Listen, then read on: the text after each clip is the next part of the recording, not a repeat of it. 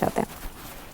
सेठी साहब, आप एक एक्सपर्ट हैं और एक लिस्टेड कंपनी के सीईओ भी हैं। तो सेठी साहब, बेस्ड ऑन करंट मूवमेंट्स, आप 2047 में पाकिस्तान को किस हाल में देखते हैं? And in your expert opinion, what must a youth heavy country like Pakistan do today to become a normal, tolerant and a progressive country? Video पसंद आए तो लाइक करें एवं सब्सक्राइब करें। जय भारत, जय हिंद। वाह जी वाह, 25 साल आगे पाकिस्तान की शक्ल सूरत क्या होगी? पाजी मेरी गल सुनो, यहाँ ये नहीं पता कि 25 दिन के बाद क्या होगा। आप मुझे पूछ रहे हैं कि 25 साल के बाद पाकिस्तान नॉर्मल कंट्री हो जाएगी कि नहीं होगी।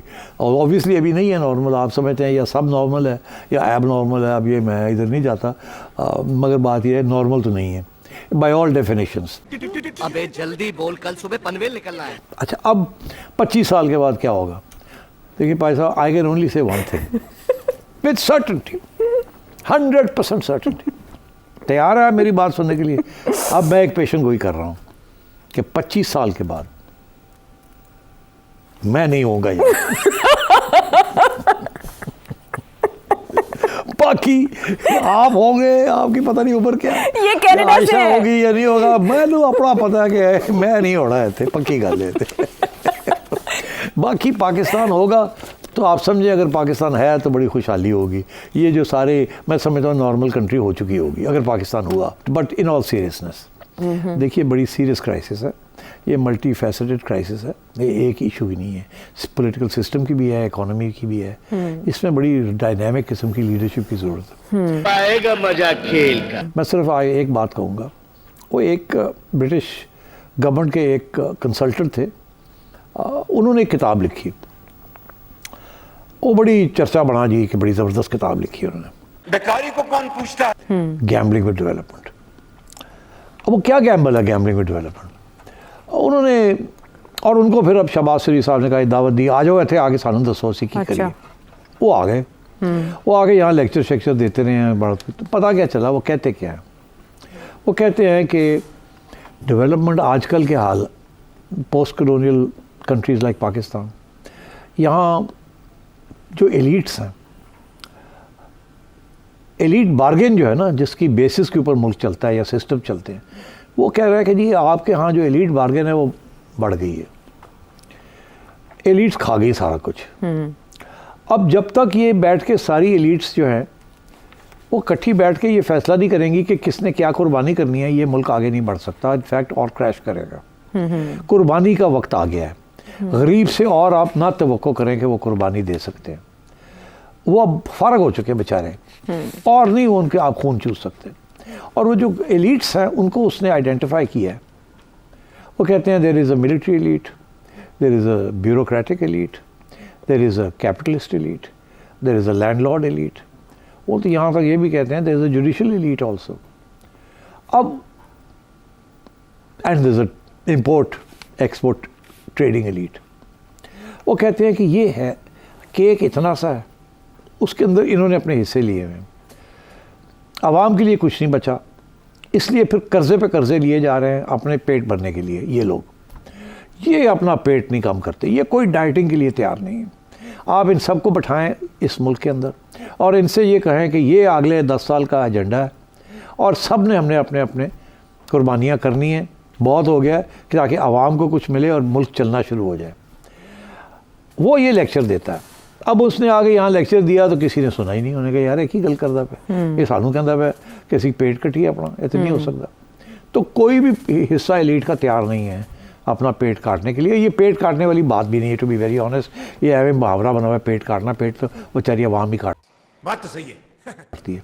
एलीट्स पेट वेट कोई नहीं काटते। उनको सिर्फ इतना कहा जा रहा है कि अगर तुसी हुण इन्ने पैसे कमा रहे हो तो थोड़ा कट कर दिओ, तुसी थोड़ा जब घट बजट लै लो, तुसी थोड़ी जी वेस्टेज घट कर दिओ, तुसी ये कर लो, तुसी वो कर लो, और थोड़ा जब पैसा जड़ा है और डेवलपमेंट वास्ते और आवाम दी पॉवर्टी रिडक्शन वास्ते कर दिओ। वो तैयार नहीं है जी। MNAs नहीं तैयार, MPs नहीं तैयार, सिविल सर्वेंट्स नहीं तैयार, जजेस नहीं तैयार, सरमायादार नहीं तैयार, रिटेलर्स नहीं तैयार, कोई तैयार नहीं। और सब पहले आप लगा हुआ है और कोई भी शुरू नहीं करता। तो this is way we are. आप कभी चाइना के पास भागते हैं, कभी सऊदी अरेबिया के पास भागते हैं, अमेरिका तो अब आपको बेल आउट करने के तैयार नहीं है। तो आपकी ऑप्शंस दिन ब दिन डिमिनिश हो रही हैं। और आपने कोई ऐसे इकदाम नहीं किए जिसकी वजह से आप ये जो ऑप्शंस हैं इनको एक बढ़ाएं या ये जो डेट है इसको आप कम करें किसी तरीके के साथ। तो अनफॉर्चुनेटली वो तरीका अभी तक कोई अपना नहीं रहा है। देयरफॉर मुझे अगर आप पूछेंगे कि जी 2 साल में 3 साल में क्या होगा, मैं I will have difficulty telling you, because economic revival तो अभी सोच भी नहीं कोई सकता। अभी तो ब्लीडिंग रोकने की कोशिश होगी।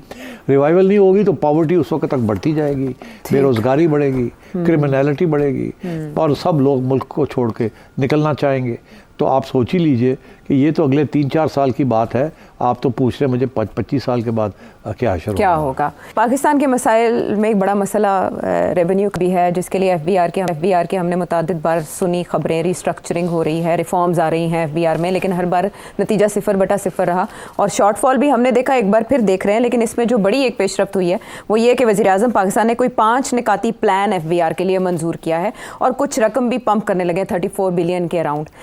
क्या समझते हैं आप कि ये कामयाब हो पाएगा प्लान जो टारगेट्स गवर्नमेंट के रखे गए हैं? देखिए आयशा, ये काफ़ी अरसे से ये बातचीत चल रही है कि एफबीआर को रिफॉर्म करना है, क्योंकि एफबीआर अपने टारगेट्स कभी भी पूरे नहीं कर पाता और बहुत सी रुकावटें होती हैं। फिर बहुत से इल्ज़ाम भी लगते हैं एफबीआर के ऊपर। ये करते क्या है, हर हुकूमत आके चेयरमैन चेंज कर देती है, फाइनेंस सेक्रेटरी चेंज कर देती है और फिर तवक्को ये करती है कि जो टारगेट्स हैं वो पूरे होंगे, वो कभी भी पूरे नहीं हुए। फिर ये सोचों में पड़ जाते हैं कि जी क्या करना है क्या नहीं करना, और हमेशा ये बात चलती है कि एफबीआर के अंदर ही गड़बड़ है और इसको ठीक करना है। और जो बात कही नहीं जाती वो यही है कि अगर एफबीआर में गड़बड़ है तो कहाँ गड़बड़ है? क्या कानून के अंदर प्रॉब्लम है या क्या पर्सनल के अंदर प्रॉब्लम है? क्या कानून को फॉलो नहीं किया जाता, और अगर फॉलो नहीं किया जाता तो कौन नहीं फॉलो करता? क्या एफबीआर के अफसर नहीं फॉलो करते या वजह क्या है कि टारगेट्स मीट क्यों नहीं होते?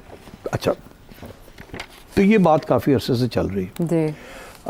इसमें तजवीज़ें भी बड़ी आई हैं। फॉर एग्ज़ाम्पल 90 की दिहाई में इंपोर्ट, आपकी बहुत सी रेवेन्यू जो है वो इंपोर्ट स्टेज पे कलेक्ट की जाती है, जैसे हम इनडायरेक्ट टैक्स कहते हैं, और इसीलिए इंपोर्ट्स को ये खुली छुट्टी देते हैं कि जितनी इंपोर्ट हो करने दें, क्योंकि उसके ऊपर इंपोर्ट ड्यूटीज़ और विदहोल्डिंग टैक्सेस और सब कुछ होता है उसी स्टेज पे। तो वो एक पक्की सोर्स होती है टैक्स कलेक्ट करने की। अच्छा, अब वहाँ गड़बड़ होती है, वहाँ अंडर इन्वॉइसिंग हो जाती है। एक चीज़ है वो 100 रुपये की है, ये कहते हैं इंपोर्टर कहता है 50 की है, 50 के ऊपर 10% टैक्स लग जाता है 5 रुपये का। अगर वो 100 रुपये की हो तो उसके ऊपर 10 रुपये का टैक्स बनता है। तो ये मिली भगत होती है एक लेवल तक कि जो इंपोर्टर है वो अपनी वैल्यू इंपोर्ट की कम दिखाता है और जो टैक्स देता है वो कम देता है।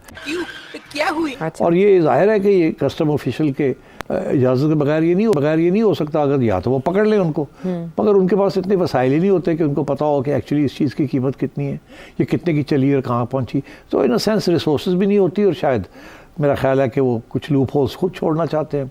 तो ये डिपेंड करता है ऑन वेरियस ऑफिशल्स कि उनका रवैया क्या है और क्या नहीं है, और इम्पोर्टर के ऊपर भी। तो इस वक्त 90 की दिहाई के अंदर मोहतरमा बेनज़ीर भुट्टो साहिबा की गवर्नमेंट आई, तो उन्होंने कहा कि यार ये जो गैप है ना इंपोर्ट स्टेज पे ये ड्यूटीज़ के ऊपर, इसको प्लग किया जाए। अच्छा, ये जो अंडर इन्वॉइसिंग हो रही है ना, इसको रोका जाए। अगर इन्वॉइसिंग सही होगी, पकड़ी जाएगी, तो फिर सही टैक्स कलेक्ट होगा। जो हमने ड्यूटीज़ परसेंटेजेस लगाए हैं वही लगेंगे फिर। अच्छा, तो उन्होंने फिर क्या किया कि 2 स्विस कंपनी थी स्विट्ज़रलैंड की, कोटेक्ना, एक का नाम था कोटेक्ना, दूसरी का नाम था SGS। अच्छा, तो उन दोनों को हायर किया और उन्होंने कहा कि सब इंपोर्ट्स जो होंगी, अब आप बैठेंगे कराची में, आपको ठेका आउटसोर्स कर देते हैं, आप सारी इन्वॉइसेस देखेंगे क्योंकि आप इंटरनेशनल कंपनीज हैं। आपको पता है कि आयशा ने ये जो अंगूठी पहनी हुई है ये इसकी क्या कीमत है, और सिटी ने जो घड़ी पहनी हुई है इसकी क्या कीमत है। ठीक है, ये तो नहीं है कि हमने ली है बड़ी महंगी और दिखाई है बड़ी सस्ती ताकि ज़्यादा ड्यूटी ना देनी पड़े और कुछ खिला पिला के माल निकलवा लिए।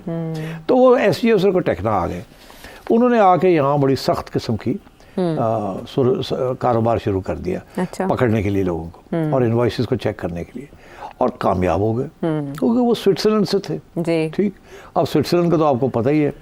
तो मगर उनकी जो डील थी विद बेनज़ीर भुट्टो साहिबा या गवर्नमेंट के साथ, वो ये थी कि अगर आज आप 100 रुपया कलेक्ट कर रहे हैं टैक्सेस में और कल हमारी वजह से आपको 200 रुपये मिलते हैं, तो वो जो 100 एक्स्ट्रा मिलते हैं उसके ऊपर हमें कमीशन भी मिलनी चाहिए। अच्छा, बिल्कुल ठीक। तो वो तय हो गया जी 2% कमीशन है आपको, ये 2-2.5% ये जो भी है, मुझे अब याद नहीं एग्जैक्टली क्या। अच्छा, तो काम शुरू हो गया। जब मोहतरमा की गवर्नमेंट गई तो जो नई गवर्नमेंट आई उन्होंने उनकी छुट्टी करा दी, अच्छा क्योंकि ज़ाहिर है कस्टम्स में उनको पसंद नहीं किया जा रहा था, क्योंकि रोटी पानी बंद हो गया थी। हाँ ठीक, बिल्कुल। तो वो उनको जनाब अगली गवर्नमेंट ने निकाल दिया अच्छा और कस्टम्स वापस धंधन आने लगा। ठीक। मगर फिर ये भी सोचा कि यार थोड़ा सा ज़रा चेक तो किया जाए, ये कमीशन तो ले गए हैं, तो ये तो ना हो कि कोई डील हुई हो बेनज़ीर। हाँ वो रेफरेंसेस भी जरदारी साहब पे तो बने फिर रहे। रेफरेंसेस बन गए और स्विट्जरलैंड के अंदर केस भी खुल गया जी। कि SGS और कोटेक्ना ने ब्राइब दी है to the People's Party. Okay और वो काफ़ी अरसा केस मोहतरमा और आसिफ जरदारी साहब के ऊपर चलता रहा। जी। बाद में टेक्निकल पॉइंट्स के ऊपर काफ़ी अरसे के बाद उसको ख़त्म कर दिया गया। 2015 में कि जी उसका रियल रिकॉर्ड अवेलेबल नहीं है। बहुत कुछ हुआ और कुछ रिकॉर्ड था जो कि जिनीवा में था और वहाँ से गायब हो गया, हमारे हाई कमीशन में था वहाँ से गायब हो गया, ऐसे ही होता है, धूल तो हो वो जाता है केस उसके फिर साथ। आगे बढ़ नहीं सका। जी। मगर ये हमें याद है कि SES उनके टेक्ट हुए और उसमें और भी कुछ किकबैक्स भी थी। ठीक मगर मैं किकबैक्स की तरफ नहीं जाता, बिकॉज उसकी अहमियत इस आर्गूमेंट के लिए ज़रूरी नहीं है। ठीक ठीक। आर्गूमेंट ये को ये वीडियो पसंद आई तो सब्सक्राइब करें और बेल आइकन पर